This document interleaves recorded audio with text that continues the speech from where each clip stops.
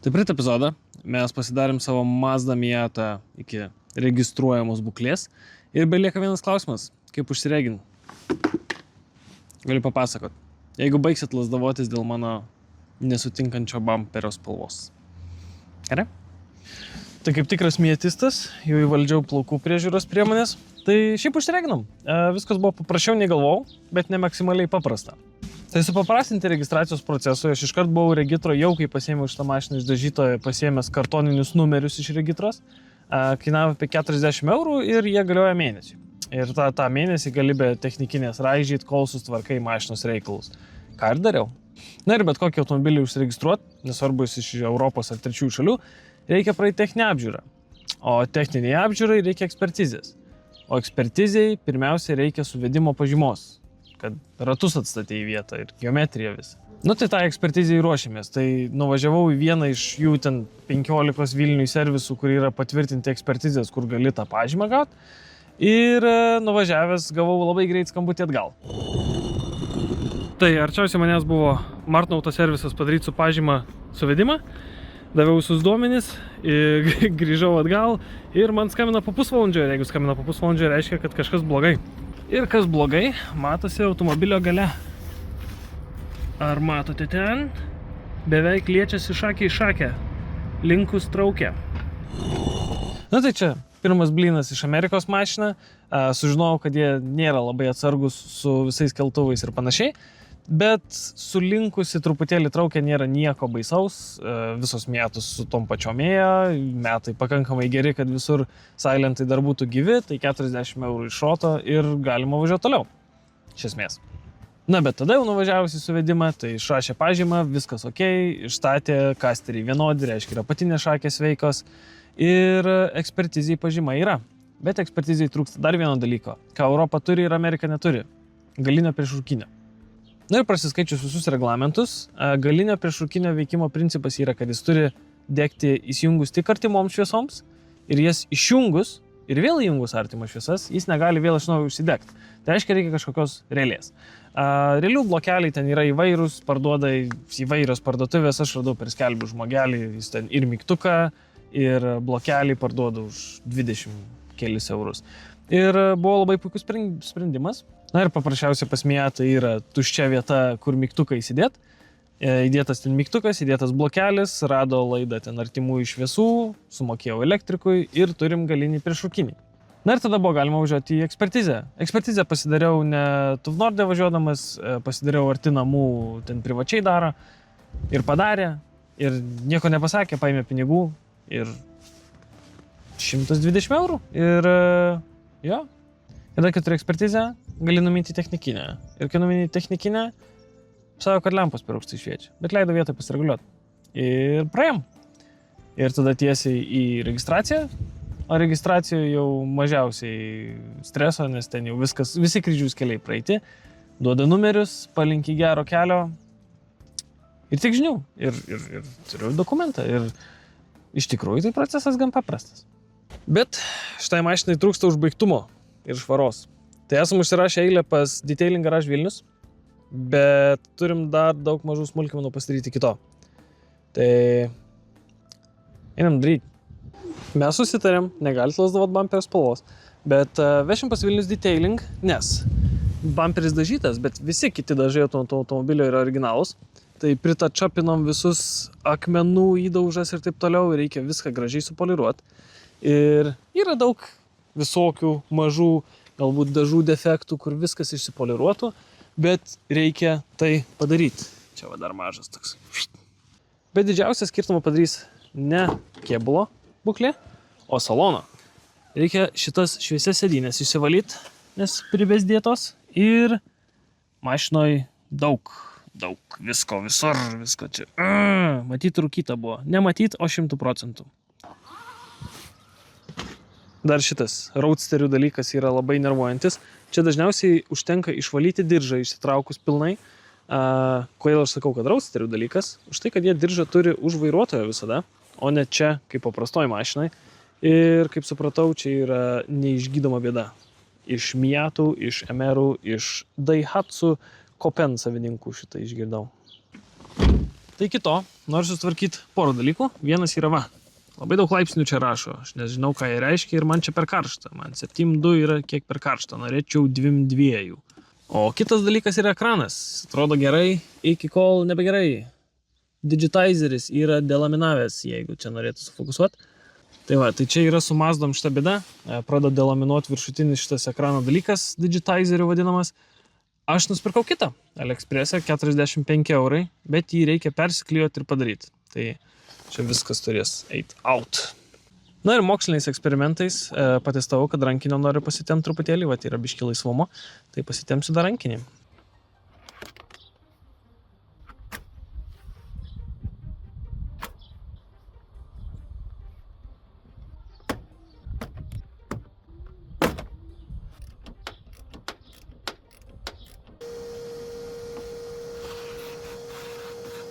Čia buvo pilna puro, bet kaip ir prasivaliau. Ir rankinis su 0 laisvumo. Tai dabar galėsiu daryti vėl mokslinius eksperimentus.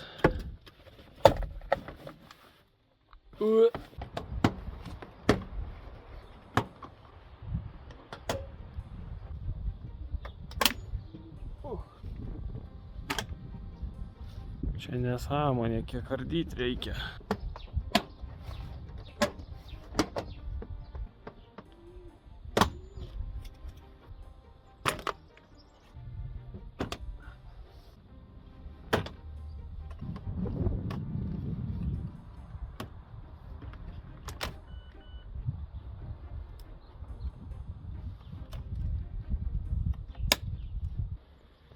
Tai va, ką reikia padaryti iš salono, kad išimt klimato valdymą. Matau, kad čia buvo kažkoks tai galbūt temperatūrinis daviklis, kurį aš turėčiau persimesti iš šito, bet turėtų viskas tikti. Žodžiu, pakeista, veikia, apšvietimas, viskas taip toliau. Nice. Manau, kad labai neadekvatu visą saloną išsiardyti, kad pakeisti šitą ir pasiekti 2 šitus varžtukus. Ir kitas juokingas dalykas, pakeisti ekranui, nieko šito nereikia ardyti. Reikia tik nusimti šitą, kuris nusiema neardžius visą saloną. Tai...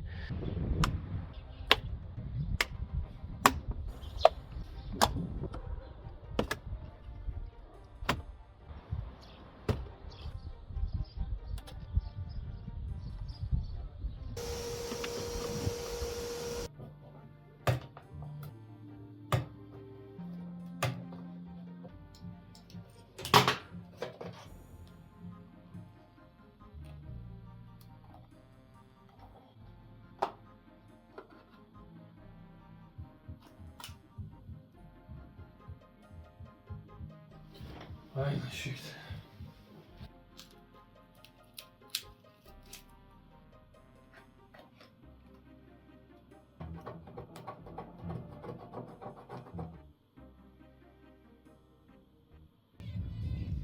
Šiaip not bad, ne tik defektą pašalinam, bet ir daug blizgesnis ekranas.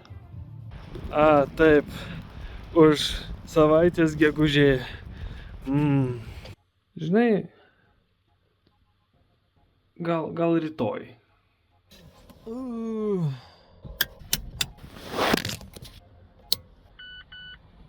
Nu, ekranas veikia. Dabar touchscreen'as veikia. Okay.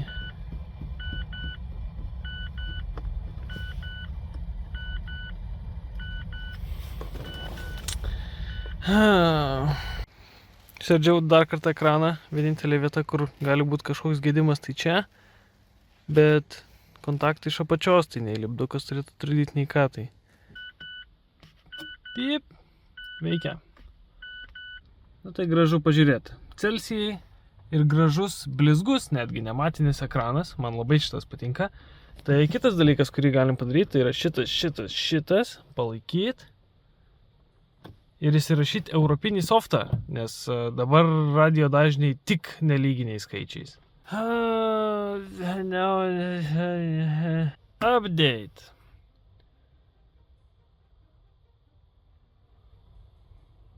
Cool. Tai va vietoj nelyginių dažnių, turim ir lyginius. Tai Mazda labai paprastai išsisprendžia su soft update, o mes patikrinam.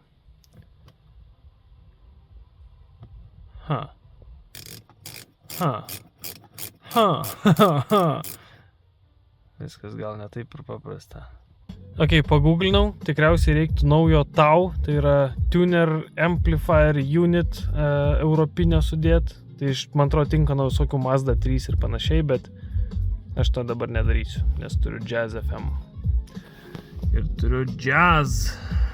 Anyway, paskutinis hackas, tai šitos Mazdos naudoja paprastą Linuxo kompą, tai mes galim įgrūst USB su tam tikru audio failu viduje. Ir jeigu nueisim jį paleist, mes galim injectint kodo kažkokio ir nulaužt šitą daiktą. Jis turėtų nusilaužt O. Ir mes spaudžiam Open Terminal. Ir pamiršau, ką toliau daryti. Ok, pasidarė automatiškai, bet čia yra visokių įdomių featuresų, kur display toggle, jeigu paspausiu gyvenime nebegalėsiu ekraną įsijungti, tai reikia labai atsargiai nueiti iki LVD speed toggle. Tai reiškia, kad man leis važiuojant naudoti touchscreeną, nes važiuojant išsijungia jisai. Ir turi naudoti tik šitą, jis yra patogiausias dalykas, bet aš noriu ir šitą. Tai... O.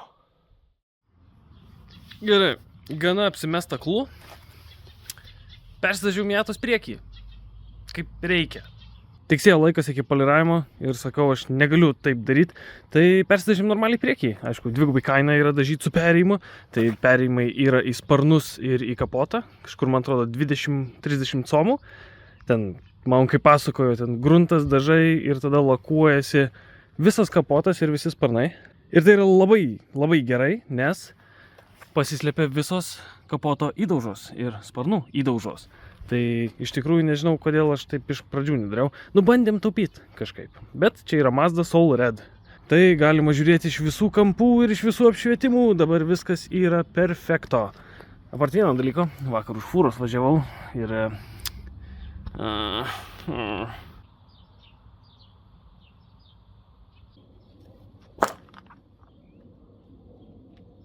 Vat kodėl aš padariau taip. Aš negaliu paaiškinti. Šiaip Miatos bagažinė, kai atsidarai, tu gali tiesiog įmest daiktus, nes nėra kur daugiau jokių kišenėlių ar dar ko nors.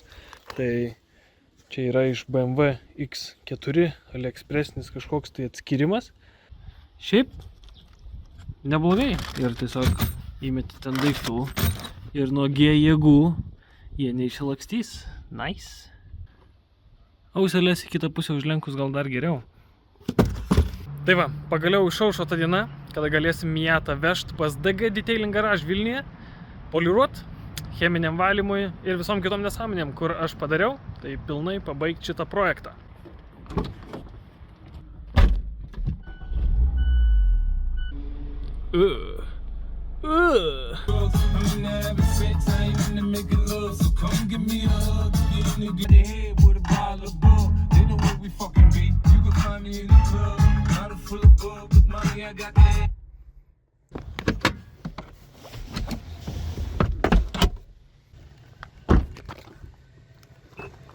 Lyg ir čia dirba vyrai. Padarykit ką nors gražaus.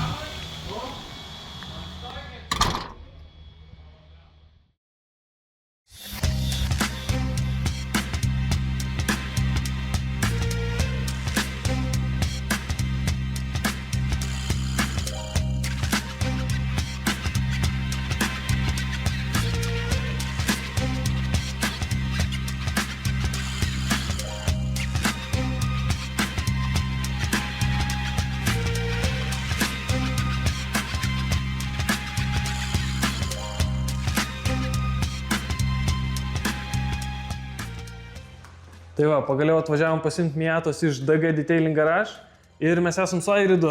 Sveikas, Kristupai. Šitų darbų meistrų. Tai bendrai, ar gali papasakot, kaip čia viskas įvyko, kaip visas poliravimo procesas, ar čia etapais vyksta, ar šveitimais, ar taip toliau. Ką reikėjo šitai mašinai daryti? Tai pradėkim nuo to, kad įsivertinom kėbulą. Kėbulas tikrai nėra labai prastos būklės, tai parinkom mes jam vidutinį poliravimą. Tiksliai etapų mes poliruodami niekada neskaičiuojam, mes visą laiką poliruojam iki galutinio rezultato. Tai daug gilių įbrėžimų, kadangi nebuvo ant kėbulo, vietomis reikėjo padirbėti šiek tiek su jais, tai pilnai užteko vidutinio poliravimo. Tai vidutinis poliravimas pas mus yra, mes pirmą etapą naudojam rotacinius įrankius, atliekam vadinamą pjovimo etapą, pašalinam gilius įbrėžimus, po to permušimas, kad sumažinti hologramą ir užbaigimo etapas, kad suteiktų maksimalų blizgesį automobiliui. Tai kiek laiko man gali šitas žvilgesys laikytis šito automobilio? Atsakant į tavo klausimą, tai tokio dalyko, kiek laiko poliravimas nėra. Tai poliravimas jis nėra maskuojantis procesas. Tai grubiai tariant, poliravimas tau laiko tiek, kaip tu prižiūrėsi automobilį. Tai kad būtų paprastesnė ir lengvesnė priežiūra tavo automobilio, tai mes visą kėbulą padengiam kvarcinę Kyucu Body Coat Pro danga. Taip pat visi stiklai padengti hidrofobinę nano dangą, Evocar Glass Pro naudojame. Visi plastikiniai elementai, kurie buvo tiek nuo Amerikos karščio saulės išblūkę, tai atnaujiname juos su Evocaro grafeno danga. Va šitą tai aš matau, kad čia buvo balta, galima tiek plastikas po valytuvais, tiek slenkščio apatinės apdailos, priekyje, kur apačioje yra apdailos. Taip. Tai visos šios detalės grafeno danga, jos pajuodina ir suteikia apsaugą iki 5 metų. Taip. Su kvarcinė danga, tai kadangi tu automobilį greičiausiai naudosi tik tais vasaromis, tai automobilis negaus druskų, kas trumpina dangų tarnavimo laiką, tai be papildomų aptarnavimų tau danga turėtų laikyti iki 3 metų, eksploatuojant vasaromis. Tai dabar, kadangi, kaip ir minėjau, automobilis dengtas kvarcinė danga yra, tai paimituosim jo šlapę paviršių, tai žymiai lengviau nubėga visas vanduo, jisai turi vadinamą hidrofobinį efektą. Tau automatiškai automobilis mažiau purvinsis, jis turi apsaugą nuo ultravioleto. Po automobilio plovimo būtinai, kad nepasiliktų kalkių nuosėdų, nusisausink. Pats sausinimo procesas, kai dengtas automobilis, yra labai paprastas. Užmeti išluostę, prabraukiai ir automobilis visiškai sausas. O bendrai plaunant automobilį savo sąlygom, kaip yra rekomenduotina plaut, kad palikti šitą ilgamžiškumą šito gražaus sportbačio? Blizgesys, tai eksploatuojant automobilį tau jisai nemažės. Dangainai atlieka savo, kad tau tarnautų danga ilgiau. Yra rekomendacija, bet tai nėra būtina, tai plauti automobilį su saugos pH priemonėmis. Tai šampūnas, kad būtų neutralaus pH, reguliariai nusiplauti nuo dervų, nuo metalo dulkių, ypač jeigu mėgsi agresyviau pastabdyti karts nuo karto, nes metalo dulkės dylant kaladėlėmis tiesiog užsineša ant kėbulo. Apnašos yra tos, kurios reguliariai nenusiplauna ir tau pradės durą pačia stovėti vanduo. Nebebus tokio gero hidrofobinio efekto. Ką svarbiausia reikėtų paminėti, tai kadangi keramika kvarcinė danga automobilis yra dengtas, tai nenaudoti jokio vaško papildomai. Vaškas tiesiog tau užgoš dangos savybės. Supratau, tai jeigu bendrai esu paprastas žmogus ir noriu plauti automobilį, tai tikriausiai venk tunelinių, čia man atrodo jau. Taip. Tunelinės plovyklos jos turi labai agresyvę chemiją, didelį šarminį ploviklį, tai jie tiesiog natūraliai trumpins tau dangos tarnavimo laiką. Tuo labiau kontaktas automatinėse plovyklose su šepečiais paliks tau mikroįbrėžimų. Tai laikas nuo laiko bėgant automobilis tiesiog susibraižys ir mes turėsime iš naujo kartuoti tą pačią procedūrą. Supratau, o bendrose savitarnose, pavyzdžiui, per visą Vilnių, kiek jų yra, tai čia yra viskas ok, ne? Taip. Tai tikriausiai man įspūdingiausia dalis yra salonas. Matau, kad sėdynės pagaliau nėra rudos, jos visgi kreminės buvo. Tai kas čia buvo atlikta? Tai su salonu pilnai tau atlikom detalų salono valymą. Tai detalų salono valymas yra tai maksimalus valymo paketas, kuomet dėmesys akcentuojamas tiek į visus smulkius tarpelius, tai kaip ortakiai. Valymo metu demontuojame sėdynės tam, kad pasiekti išvalyti apačią, pilnai išvalyti kiliminę dangą. Po valymo visi odiniai paviršiai, tai sėdynės, vairas, durų apdailos yra impregnuotos, tam, kad suteiktų odai minkštumo, elastingumo, apsaugoti ją nuo ultravioleto bei dėvėjimosi. Taip pat pilnai išvalėm saugos diržus. Žmonės veža naujus dėti šitus, o užtenka tiesiog paprasčiausiai išvalyti. Jis visiškai, absoliučiai nejudėja. keista matyti ir kilimėlius MX5 nepapurvo sluoksnio ir durų vadinamos apšyfkės arba apdailos. Čia irgi oda visa išvalyta ir čia yra dažyta detalė, kurią taip pat buvo galima poliruoti. Nu tai ilgai galvojau iš tikrųjų daryti poliravimą, nedaryti ir visą valymą, bet labai neblogai atsipirko. Tai ačiū dar kartą tau, Airidai. Ir antrą projektą dar šiemet bus, dar sustiksim, tai sustiksim čia.